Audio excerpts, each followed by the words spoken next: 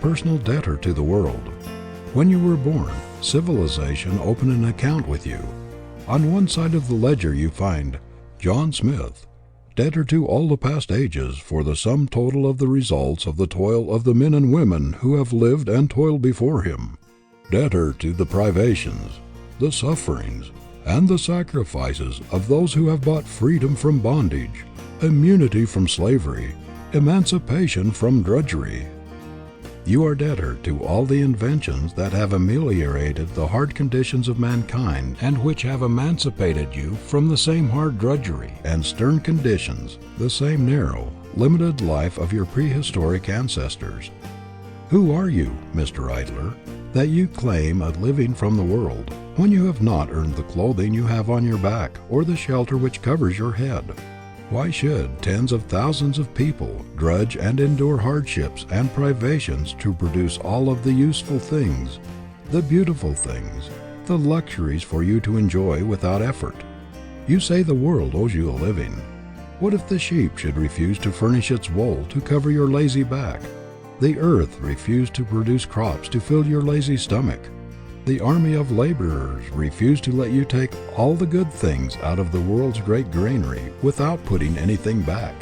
What would become of you who have never lifted a finger to learn a trade or to prepare yourself for a career or to do work of any kind if an edict were to come from the skies that would force you henceforth to do your share of the world's work or starve? Is he not a thief, an enemy of civilization who thrusts his arm into the great world storehouse, pulling out all the good things he wishes and refusing to put anything back in exchange? We hear a great deal about indiscriminate giving making paupers, but what shall we say about the giving of fortunes to youth who have never been taught that they should give anything in return for all they receive?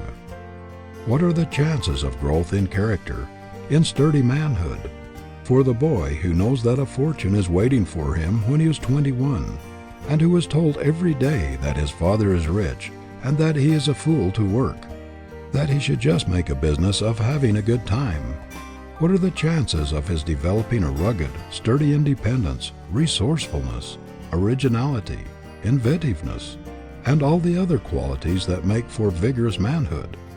It is cruel, little less than criminal, to leave vast fortunes to youth without stamina of character, a superb, practical training, or the experience or wisdom to use them wisely. Things are so arranged in this world that happiness as a profession must ever be a failure. It cannot be found by seeking. It is reflex action. It is incidental, a product which comes from doing noble things. It is impossible for a person to be really happy by making pleasure a profession. No idle life can produce a real man. A life of luxury calls out only the effeminate, destructive qualities. The creative forces are developed only by stern endeavor to better one's condition in the world. No wealth or efforts of the parents can bring the latent energies out in the son which make for sturdy manhood. He must work out his problem himself. It can never be done for him.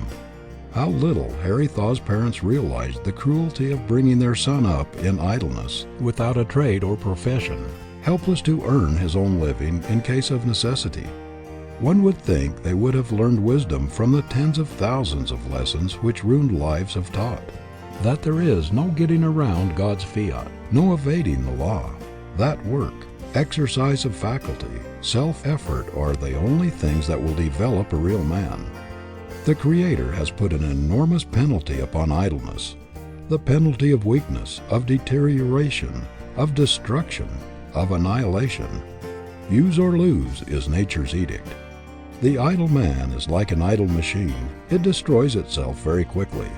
A score of enemies are in readiness to attack anything as soon as it is at rest. Rust, decay, and all sorts of disintegrating processes start in a man just as soon as he becomes idle. Self-destruction begins in the mind the moment it ceases to work. There is no power in heaven or on earth that can save an idle brain from deterioration. No power that can make a man strong and vigorous unless he obeys the natural laws of his life, written in his very constitution.